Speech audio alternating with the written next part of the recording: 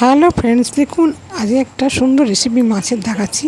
প্রথমেই কড়াতে তেল দিয়ে দিয়েছিলাম, দিয়ে আমি মাছগুলোকে ভেজে নেবো। আর মাছটাকে আমি নুন হলুদ মাখিয়ে রেখে দিয়েছিলাম, এটা একটু মাখাইনি। তো মাছগুলোকে ভেজে নেবো একটু লাল লাল করে নিয়ে, তারপর আমি দেখাচ্ছি কীভাবে এটা তৈরি করলাম।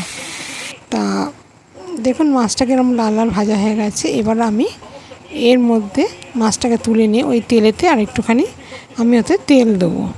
তেল দিয়ে কারি পাতা আর আমি শুকনো লঙ্কা একটা ফোড়ন দিয়েছিলাম, দিয়ে তারপরে আমি পেঁয়াজ রসুন দিয়ে দিলাম, গ্রেট করে রেখেছিলাম। তারপরে আমি এই শুকনো মশলাগুলো দিয়ে দিয়েছি, শুকনো ধনে জিরে লঙ্কা কাশ্মীরি লঙ্কা, তারপরে হচ্ছে নুন মিষ্টি হলুদ আদা বাটা, এগুলো সব দিয়েছি। দেওয়ার পর তারপর আমি টমেটো কেচাপ রেখে দিয়েছিলাম, সেটাকেও আমি দিয়ে দিলাম, দিয়ে ভালো করে কষে নিলাম। কষে নিয়ে তারপর আমি এই যে টক দই রেখেছিলাম, এই টক দইটা পুরোটা দিয়ে দেবো। দারুণ খেতে হয়, এরমভাবে আপনারা যদি তৈরি করে খান অসাধারণ খেতে লাগবে, আর খেতেও দুর্দান্ত হয়। নিয়ে মাছগুলোকে দিয়ে দিলাম, দিয়ে খানিকটা কমে আসলে গ্রেভিটা তৈরি হয়ে গেলে তারপরে গরম মশলা দিয়ে দিলাম। এবার একটুখানি শুকিয়ে গেলেই আমি নামিয়ে গরম গরম সার্ভ করব।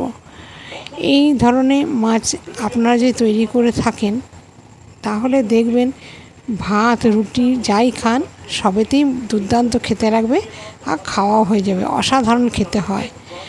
আর এইটা হচ্ছে দইয়ে রম্ভা। দেখুন কেমন হয়েছে রেসিপিটা, আশা করি আপনাদের খুব ভালো লাগবে। কালারটা কত সুন্দর।